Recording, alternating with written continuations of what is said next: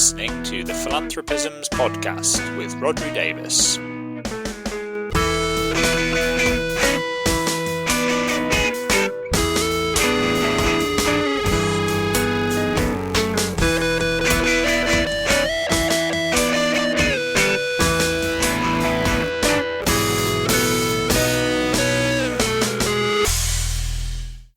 Hello, you're listening to the Philanthropisms podcast.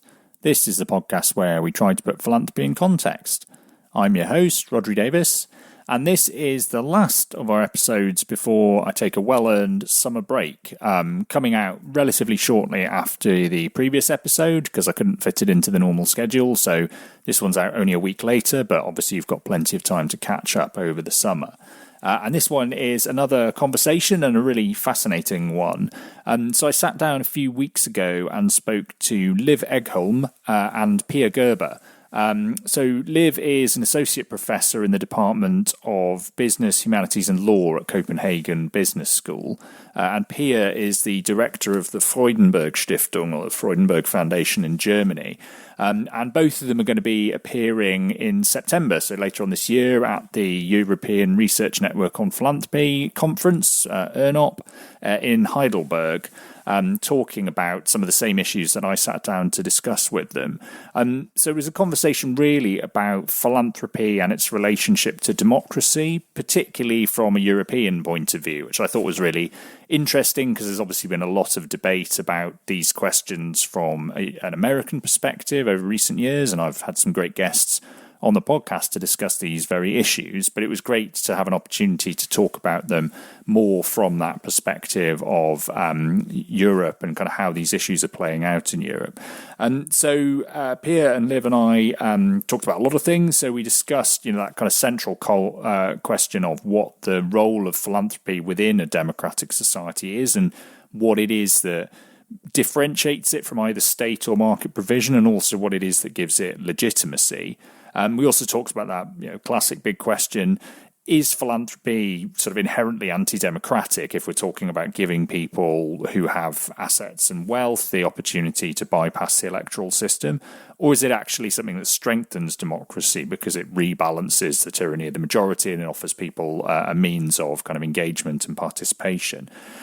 We talked about the question of dark money and its relationship to philanthropy, so sort of money coming in and influencing the political system, and whether that was something that we are seeing in Europe as well as in the US, where it's kind of a well-known problem.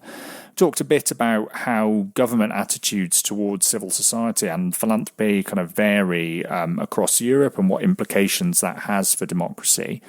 We then talked about what role philanthropic funders, so foundations particularly, could play in addressing questions around political polarization and division in Europe. We talked about how the governance of philanthropy itself plays into its legitimacy and how it kind of affects these questions about democracy. So, can the adoption of participatory methods, for instance, help to overcome some of these concerns? We also talked quite a bit about the foundation ownership of commercial companies, because this is something particularly that Liv has done plenty of work on, and the enterprise foundation structure in Denmark is particularly interesting and something that people are kind of starting to pay quite a lot of attention to. We also talked about the relationship between government and non-profits and philanthropy in terms of service provision, and whether when non-profits end up delivering services on behalf of government, they sometimes do this at the cost of their ability to speak out on issues, or whether it's possible to balance that. We also talked a little bit about the context in the US, and particularly that kind of question about whether the supposed success of American conservative philanthropy and sort of taking a very long-term approach that had resulted in genuine systems change, arguably, to the political landscape in the US was something that others could learn lessons from, and if so, what those lessons were.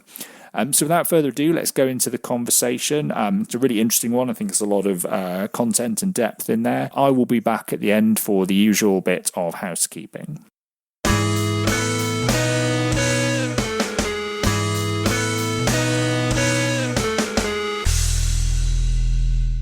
Okay, great. Well, I'm here with Pia Gerber and Liv Egholm. Hello to both of you.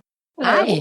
Hi. Well, great to have you on the podcast here for, I think, for a really fascinating and important, very timely conversation about philanthropy and democracy, particularly from a European perspective, which I'm really looking forward to. I think it's something we hear a lot about at the moment coming out of the US, obviously, but I think the kind of particular European perspective on it is also very important and fascinating. So I'm really keen to get into it. Maybe the best place to start is just to give you both a bit of a chance to explain your background and what your perspective is on these issues. So maybe, Liv, if I could come to you first. What is it that you do? How does your work kind of bring you into contact with these issues around the intersection of philanthropy and democracy? Well, you can say that my work is about the common good.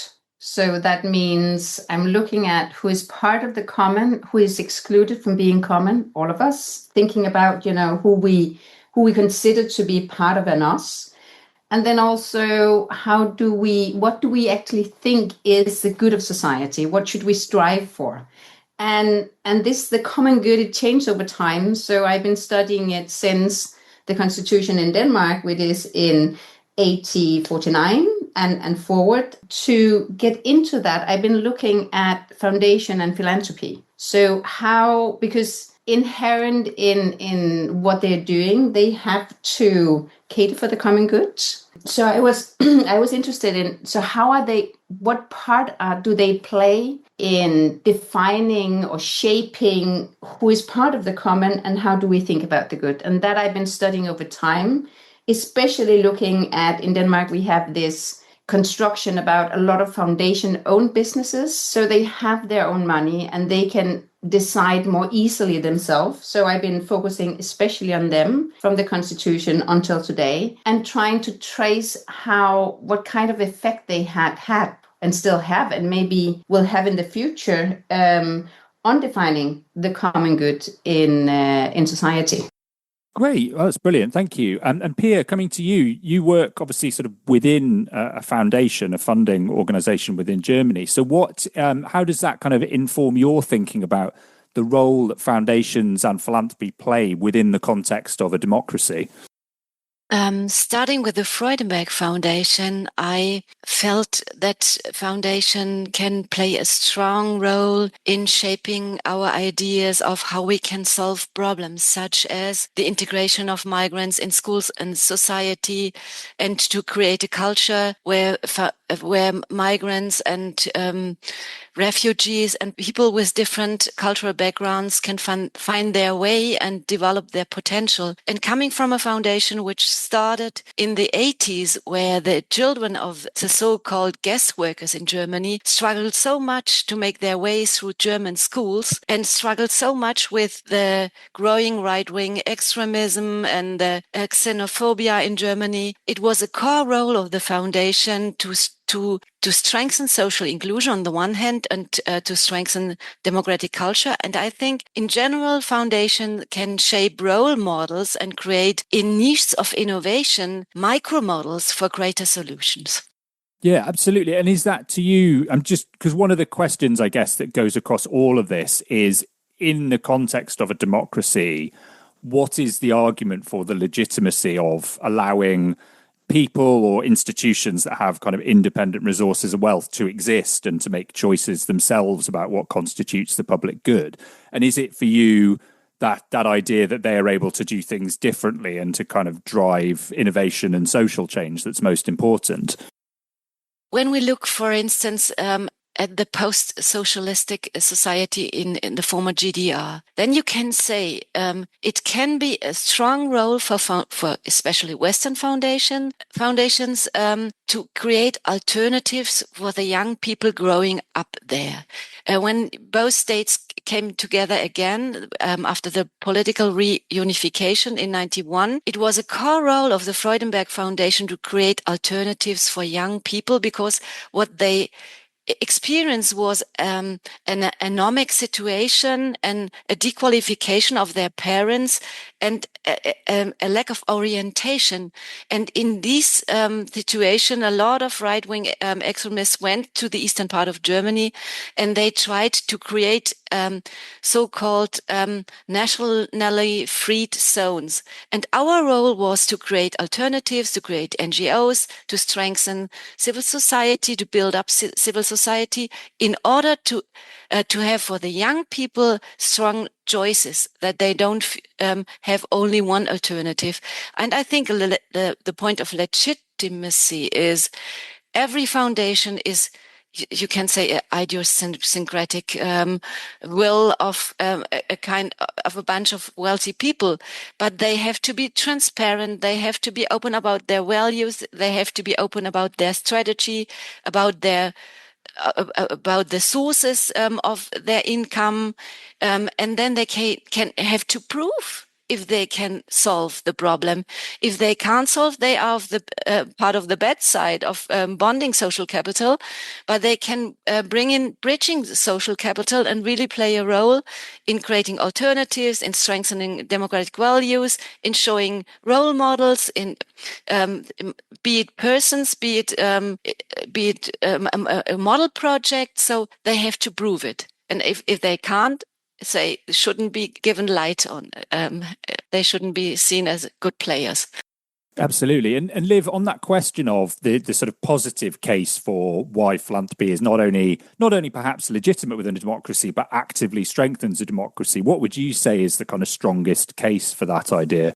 I think to some extent I agree with Pia also that it has the potential to make these kind of alternative ways of doing things, testing things that cannot maybe not be rolled out by the government so easily, to create new innovations.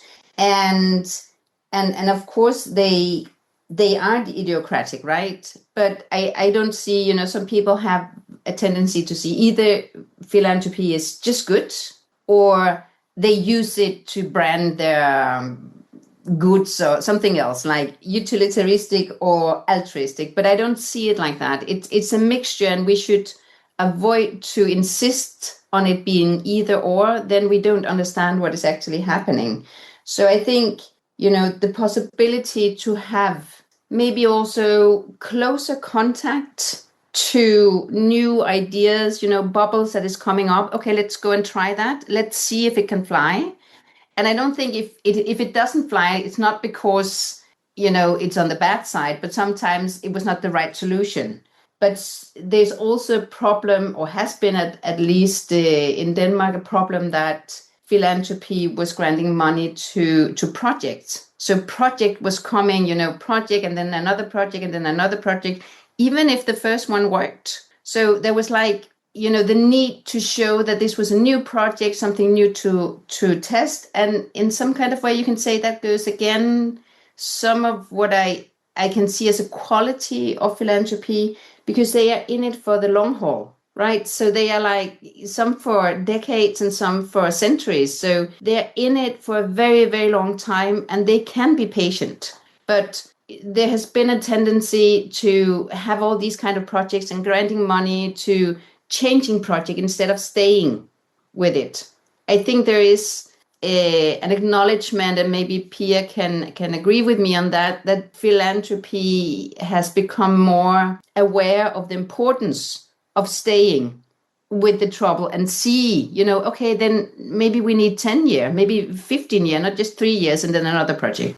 Yeah, I would be really interested in your view on that, Pia, because this question of the timescales for philanthropy and the value of philanthropy being that it can do things over a longer time period when market cycles and political cycles seem shorter is something we hear quite a lot. And then at the same time, there's quite a lot of critique these days of philanthropy being too slow and not having enough of a sense of urgency. How do you see this debate playing out in Germany in your experience? I think it's a very crucial point. When I think of really making a change by a foundation, then it needs long-term cycles of innovation. You need 20, 30 years. And for instance, the Freudenberg Foundation often stays nearly 40 years with a project from the beginning, because if you want to really change a long-term problem, such as strengthening democratic culture, such as strengthening democratic competences of young people in schools, then you have to stay until the state's system has changed its culture, its structure, and is in resonance, in a systemic resonance. And this kind of philanthropy was in the public discussion 10 years ago, 20 years ago, with an initiative called International Philanthropy, International Network for Strategic Philanthropy, but it was forgotten because sometimes foundations are also part of these marketing cycles. They want to sell news. They want to bring new projects. There's a little bit, I see this intellectual recognition of, yes, it needs time to make a difference. But in the practice, they often still have programs with short-term projects, 3 years, 4, 5 years at least. And I think the practice is a little bit behind the awareness. But there is a change, but sometimes also foundations are closely linked to enterprises, and the reference group where they have to convince are people combined to an enterprise being used, that products change every year and that markets change and your products are renewed. And sometimes it seems nearly boring to say what was the progress in the last year. So it's also a question of marketing innovation processes to communicate in an adequate way. Yeah, that's really interesting. And I guess the point there about when they're linked to enterprises on the side of the enterprises wanting to fund them, and that then drives a desire to show that you're doing something new and innovative. And I wondered if this has been an interesting point actually to bring in your perspective, Liv, from the other way round, where you have non-profit structures or foundations owning enterprises. I know you mentioned before is something that is not uncommon in Denmark and is something that actually, the wider world of philanthropy seems to be waking up to at the moment. Does that have any impact on the time horizons of those corporate entities? Are they able to take a longer term view because they have this non-profit ownership structure? I think so. And I think it goes two ways. And it's not to say that they have not been short term, right? But for instance, in what happened was that, and I've been looking at these very old foundations as well, right? So until the 70s, it was kind of a mixture between, what was deciding to donate to and how, the business was run. But then there was this kind of separation. And that was like a trend in the 70s, also because of question of taxes and question of people misusing the model. But then they had like a separate secretariat for the donations. So it was not like mixed in the same way. And these secretariats, along with the more money these enterprises are doing, the greater they get. And it should actually provide the possibility to go in stuff for a longer period of time and not being so attentive to the enterprise role. So in this kind of way, you can say, yes, they at least they have the possibility to do that. And also in some of the, foundation-owned businesses who do not give a lot of money out, but that they are foundation-owned actually make them capable of spending long time of developing their product. So that also changed that kind of logic. So the market logic. But I think also right now, what these foundations that I'm looking at are experiences is that having a separate secretariat that should, provide arm length, distance and all these kind of things. But it also now in some kind of way prohibit taking in even greater sources to solve the question, because then if you have a separation between the secretariat who is donating the money and then the enterprises do whatever they do, right? But then the enterprise is not investing in the same causes as you are doing in the foundation. So making this kind of arm length and clear distinction, I think at the moment might also prohibit using, the wealth and using their force in society to reach even further. All these catalyst philanthropy, or depending on how you invest your money or what you're doing. And I see there's a lot of concern for that in Denmark. But what have been good to secure that the donation was not influenced, now maybe it's not so good if we really have to use them, or they have to be used for the greater good kind of thing. Yeah, that's really interesting if there's that separation, actually, and that's limiting the potential impact. One of the things, just to round off on this question of time horizons and the benefits of taking a long-term view, it struck me as a good point to mention that one of the examples that tends to get cited of the most successful example of kind of taking a long-term view in philanthropy is the success of right-wing conservative funders in the US over a very long period of time in funding think tanks and academics and shifting the terms of political debate over there, which I guess makes the important point that it's successful, but many people would say it's definitely not to the benefit of democracy, which brings us to this question of the sort of dark side of this question. Should we be concerned that in allowing individuals and institutions to exert influence in a democracy through their wealth and through their philanthropy, we're actually in danger of subverting democracy? And is this something that we see in Europe as well as in the US? Pia, I don't know if you want to come in on that. I think one of the strategies of conservatives, or I would not say conservative, I would say right-wing organizations, is the cultural struggle alongside of Gramsci's theory. Though I think we should be aware of the political values, the strategies, and be very aware and not be naive observing it, and we should describe it. For instance, I really profited from the New York Times article on Kohelet in Israel, and I wasn't aware about this think tank directed from the United States, and they really prepared the reform of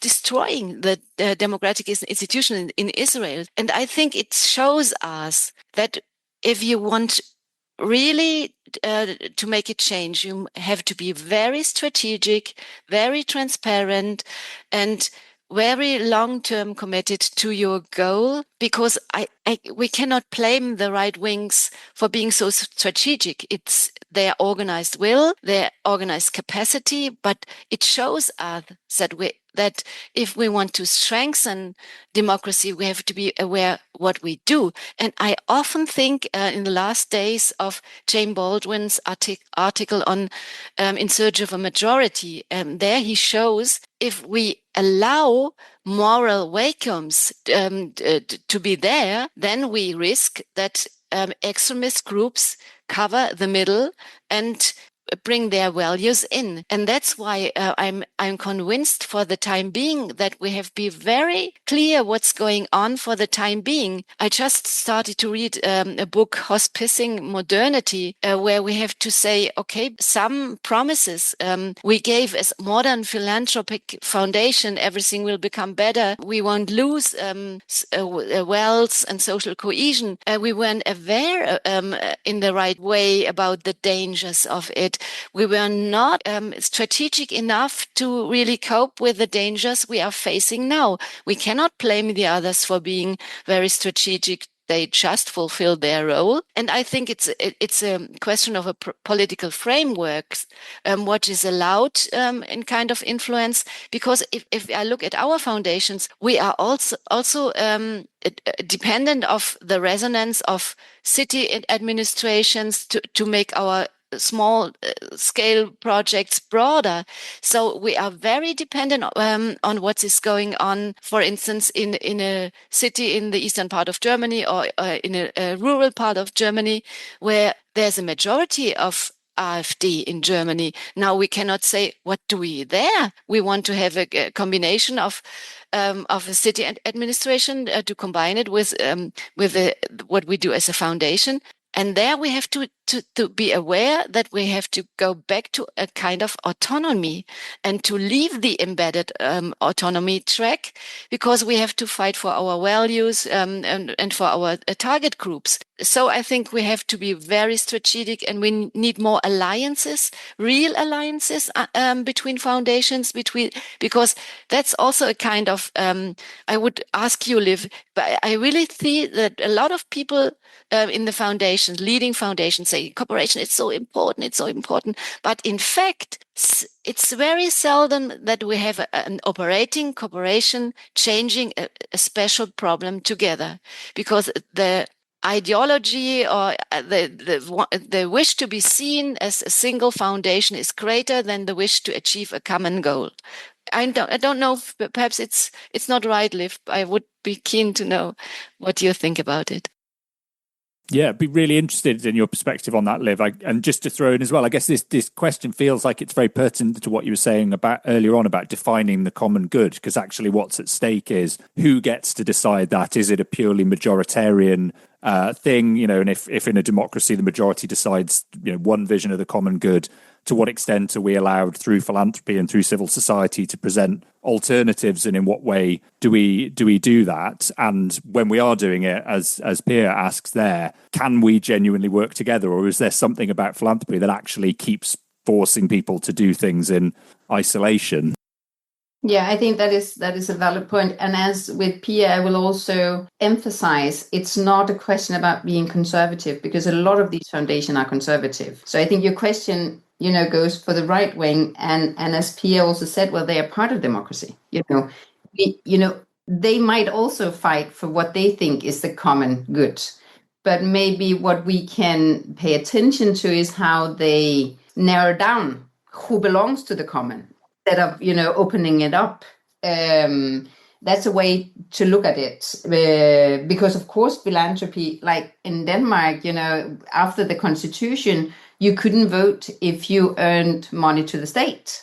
But then foundation gave money to these people and they were allowed to vote. So that is also like, constantly going out the negotiation. What is democracy? Who is part of democracy? Or I think also Pia's foundation, where you work with the concrete people who needs a solution to figure out what is the problem and what should be the solution. So this very narrow democracy that is different than the constitutional democracy that we are working with. So I think philanthropy, in the question about democracy, is challenging, questioning what kind of democracy do we need.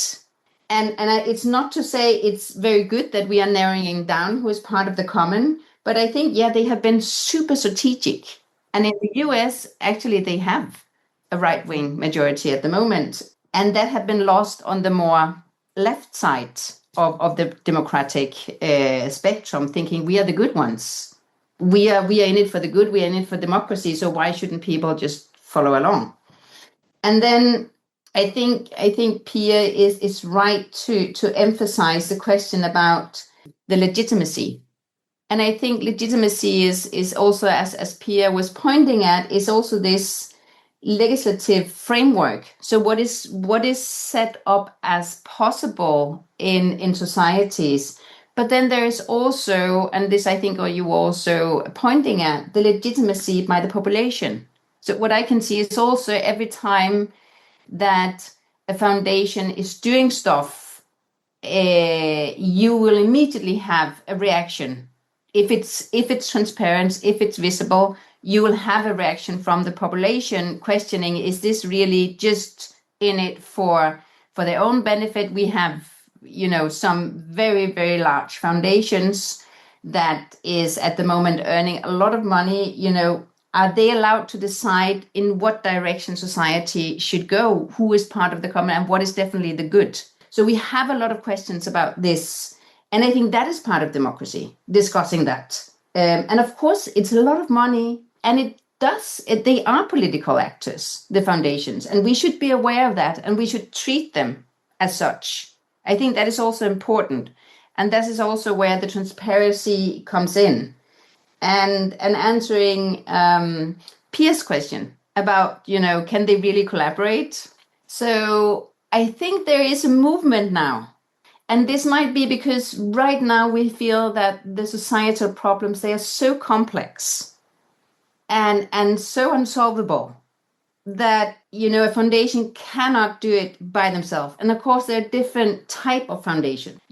Early on, they were like, in the shadows, building a lot of things as a way forward for, creating new groups in society, single mothers or people without means. So they did the buildings, but now they're putting agenda on the societal discussion also, while they are also donating money.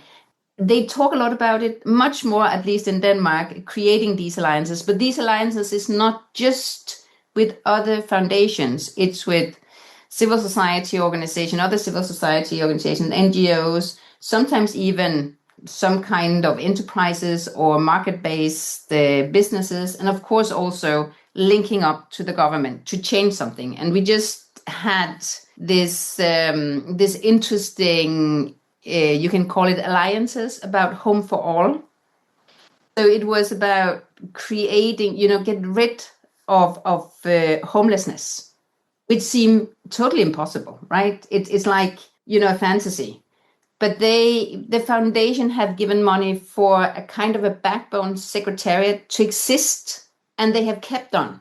And they've been negotiating what to do, what is actually the problem, what should we do. They managed to get something into legislation, and now they are rolling it out. And it's not nice for everyone. People are getting, there are some businesses who is not really experiencing good things with that, but they were part of that alliances. So now we're going to see, well, okay, they did the legislation, but what about now, using that legislation and the cost that would come in having this kind of regulation, where people, it's more easy to talk about it, right? Oh, that would be nice, and let's collaborate, even though the long term was like, okay, we can meet and we discuss, and then each of us go away and we don't come back. But if you keep them there might be a possibility. That said, when we look at the money given to traditional, single foundation, and then to the alliances, the number of donation for the alliances is still very small. Yeah, absolutely. And one thing I wanted to ask, actually, I'll come to you on this, Pia, is we've been talking quite a bit about how you do philanthropy within a democracy in a way that ensures legitimacy, and you therefore sort of strengthen democracy indirectly. But I guess the context at the moment is one in which questions are being asked about liberal democracy itself, and whether it is, suffering, and the structures that we have are suffering under the weight of political populism and extremism and polarization.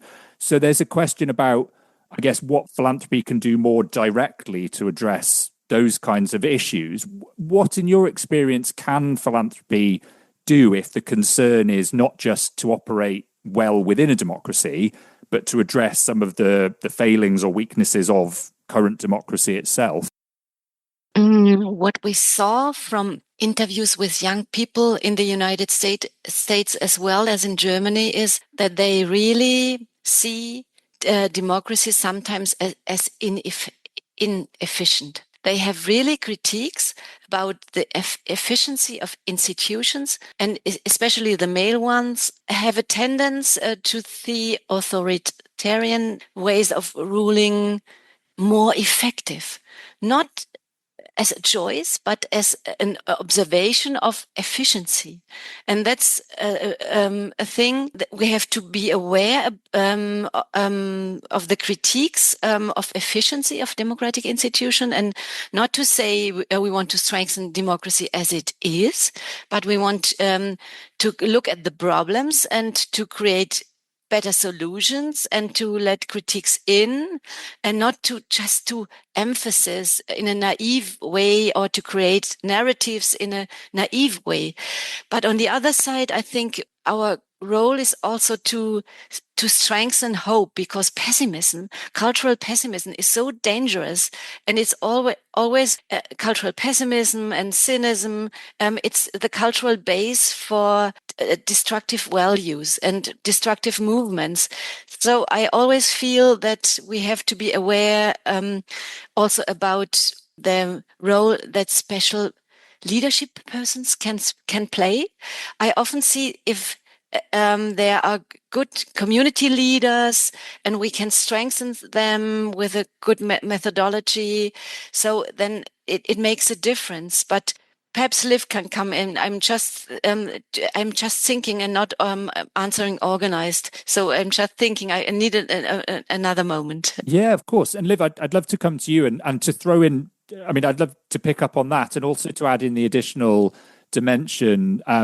Be really interested in your thoughts as well on this, in what importance there is in the kind of the governance structures that we have in philanthropy as well. Because I sort of wonder, in terms of these questions of legitimacy, but also how you get people more engaged in democracy, is the way in which you go about doing philanthropy, potentially part of the solution if you can adopt more participatory methods or methods that sort of drive civic engagement, rather than philanthropy being something that is only done, by institutions that only have kind of minimal points of contact with people. Yeah, I think that is a very good point. So also now when Pia was talking, I was thinking one of the ways that I have seen philanthropy being engaged in a different way, as I also said before, there's always a kind of questioning, what kind of democracy do we have? Is the constitutional democracy the only kind of democracy? We vote, with Tocqueville, you would say, okay, then we alliance every 4 years, and then we are Miles' rest of the time. But maybe to create the problem together with those who, I've been very fascinated by this kind of method of saying, we don't know it beforehand. We have money, we have a charter that allow us to give money in this direction, but then let's invite people in, not to come up with a solution, but start with defining the problem. I think that is a possibility and way to do it, if you craft that very carefully, to actually engage a different kind of democracy. It will never be democratic. Foundations or giving money will never be democratic, never. So that is an issue we need to know. Then what is it doing then? At least not in the constitutional way. It's not decided by every people. And very rarely you have foundations that have no charter. Like, this is like the rule of constitution for a foundation. You can't do whatever you want. I think sometimes people think that foundations are just deciding, okay, we want to give money to that, but they can't. They are like directed by this charter that is the law they have to follow. And some of them foundations are very open, and some of them are super, tight, and they're not easy to change. So it's not easy to say, I often have this question, well, couldn't we just do like, I don't know, there are some people out there who have a lot of money, and then they ask, for instance, the local community, how should we use this money? But that is not a foundation. That is someone who wants to give money to a specific place. Or maybe there are foundations that have been created so openly. I don't think it could happen in Denmark that we didn't have really the purpose, but because that had to be fact-checked, right? So the purpose need to be aligned with the common good to be calculated as a foundation. So you can't have just an open one. You need to define something in the charter.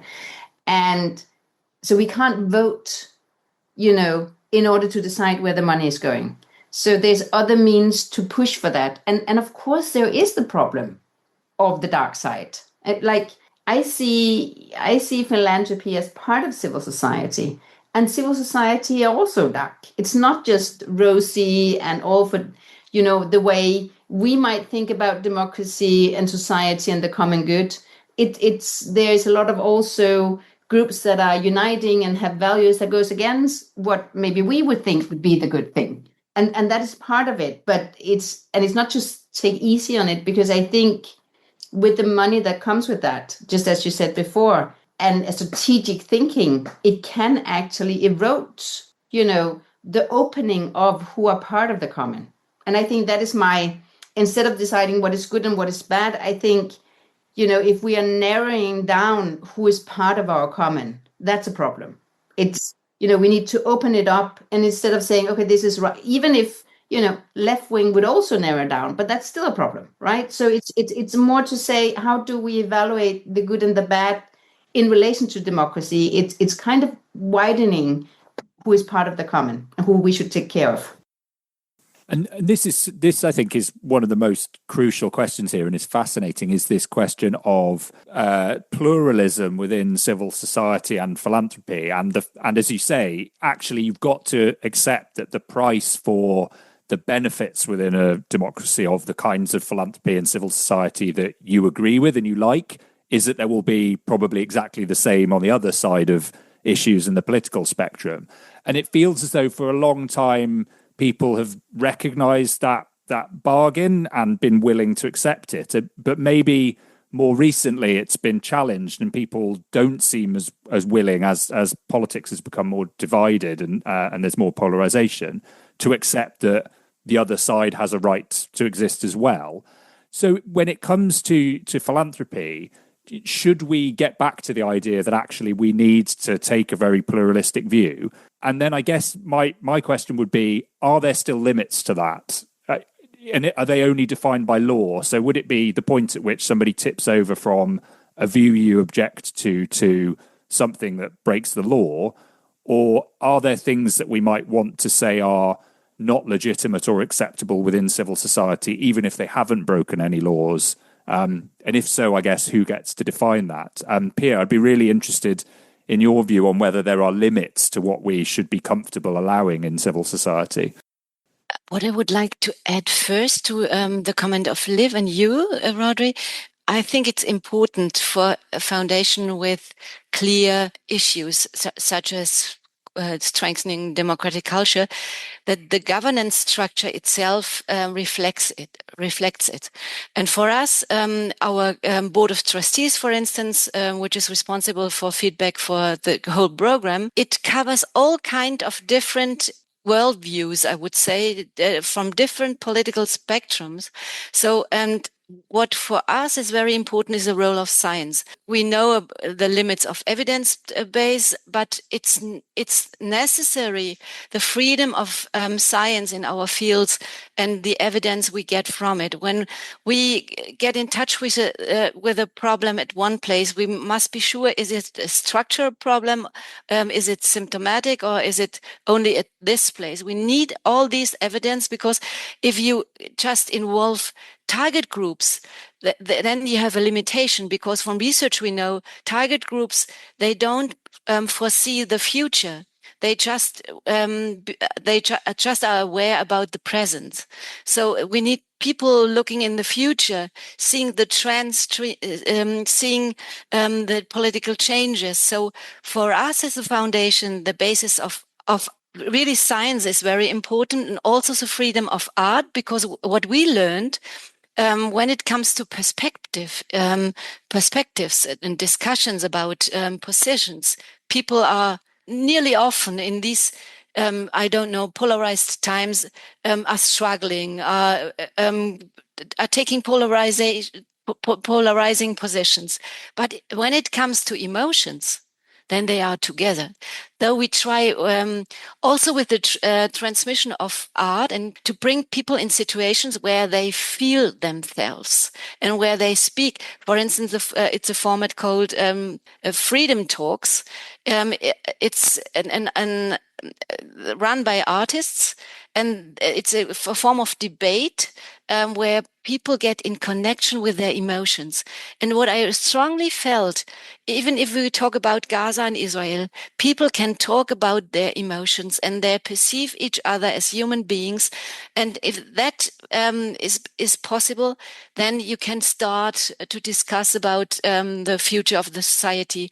And that's why I think it's very important to have all these different views in our own structure, in our own governance structures. Beside, I think it's very important for foundations linked to enterprises that there's a freedom for the knowledge, freedom of expertise, and that there is no instrumentalization of a foundation for a special good, or I don't know.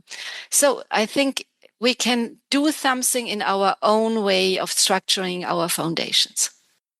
Yeah, absolutely. That's a really good point there, I think, about that, the ability. And I really like the point about the power of art as a tool, because I think this is something I've heard quite a bit in speaking to people about challenges of around polarization, is that finding these ways to allow people to connect in ways that politics doesn't currently is really important.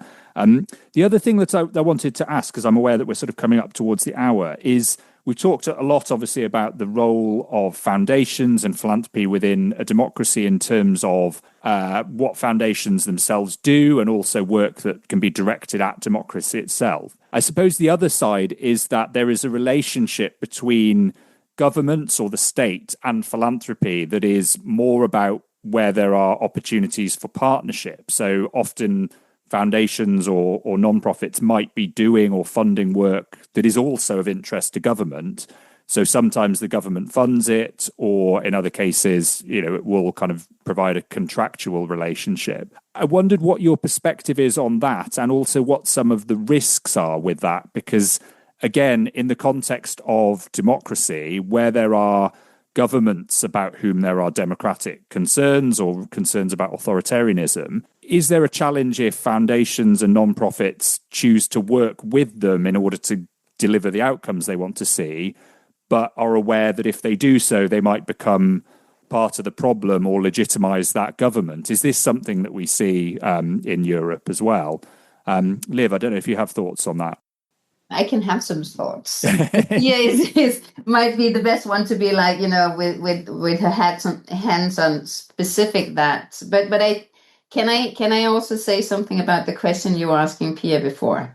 So the limit, to this pluralistic view, and if it should just be like what is allowed. And I think it's super important to acknowledge that the framework set up by the state, like I said before, you cannot, at least in Denmark, create a foundation that have no charter. You need to have a charter because you have to show you are in it for the common good.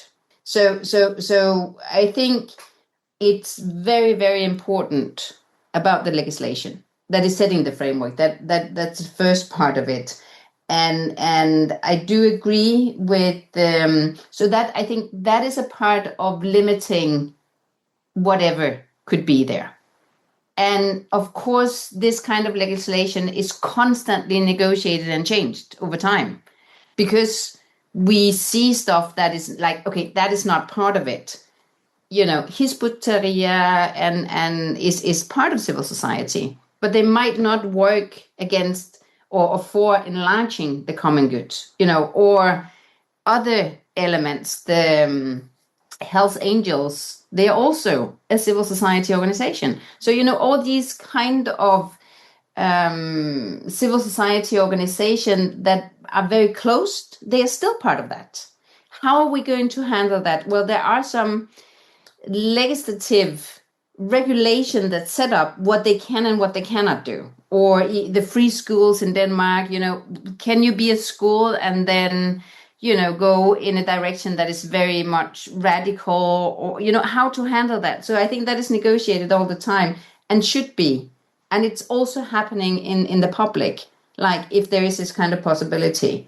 And I agree with Pia that science is super important. And this is why I think we also see that with the foundation. They have their engagements with science and knowledge have grew enormously. When I see what they take in as a starting point for defining these problems. So I agree, it's not just the target group, it's a combination of this knowledge, but that knowledge is also pushed to the target group sometimes. And that helps for them to reflect on it. Yeah, I when you were talking about the emotion part, I do agree with the power of art, but I think we should not, politics is also emotions.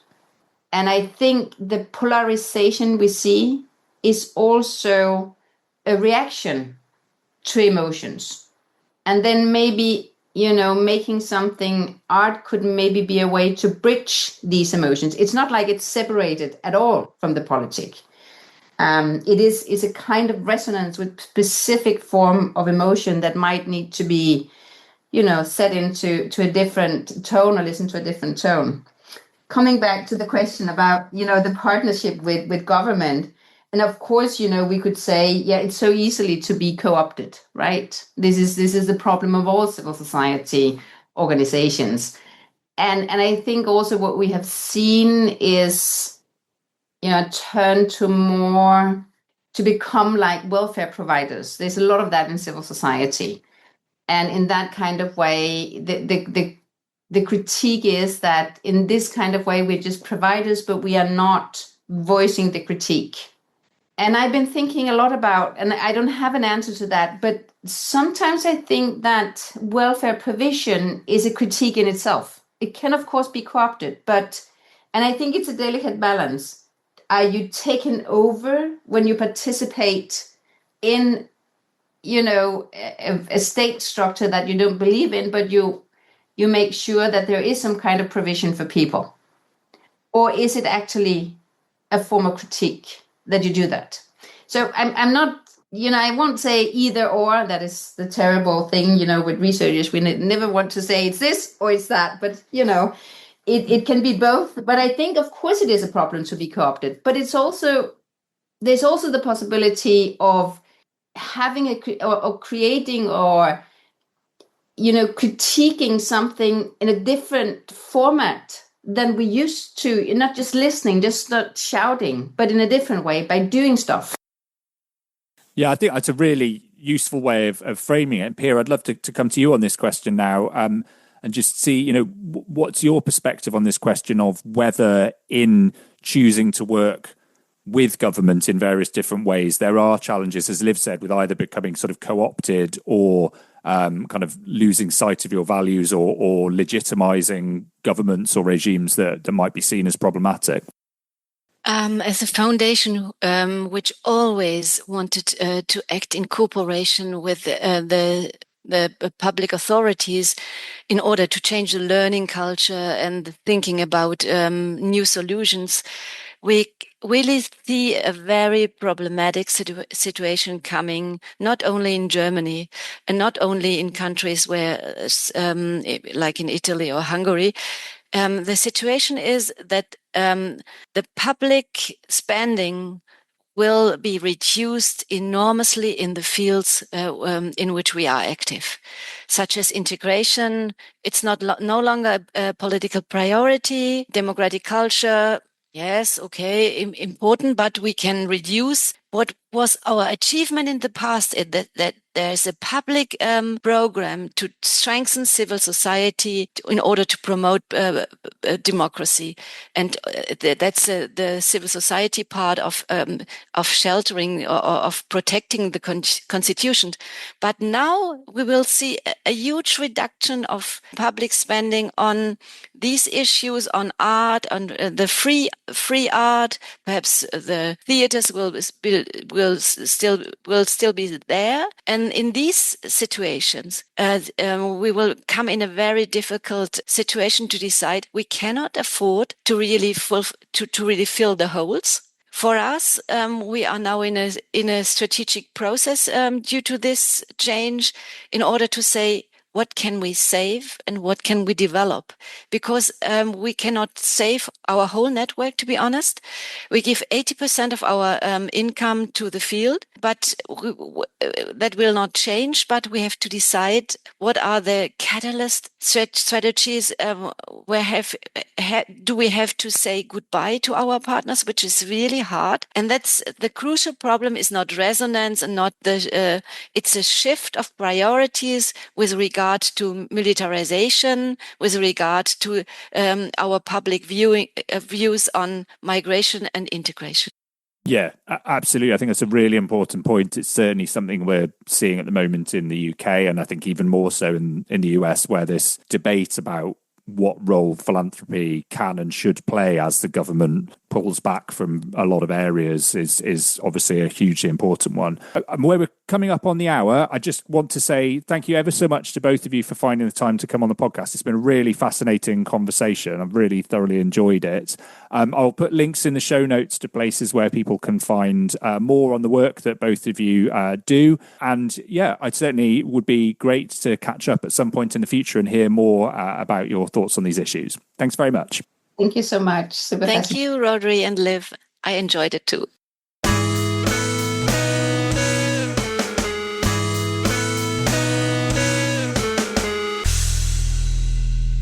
Okay, great. Well, my thanks again to Liv and to Pia for coming on the podcast. Really, really interesting conversation. I'm sure you'll agree. I'll put links in the show notes to places where you can find out more about their work and also about the upcoming EarnUp conference in Heidelberg if you're interested in that. If you're interested more broadly in issues around philanthropy and civil society, as ever, check out the website, whyphilanthropymatters.com. All the back episodes of this podcast, which you can catch up on over the summer while we're on a break.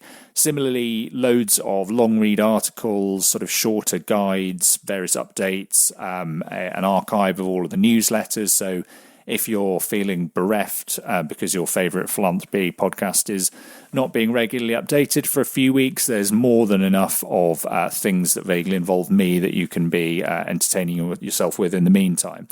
If you've got ideas for things that we could talk about on the podcast come the autumn, or people that I could interview when we get going again, do drop me a line. You can find the contact details at the Why Philanthropy Matters website. Other than that, just as ever, follow the podcast, leave a nice review wherever you get your podcasts, tell colleagues or friends about it if you think they would be interested. And other than that, in the meantime, I hope you all have a great summer, and I will see you again in the autumn.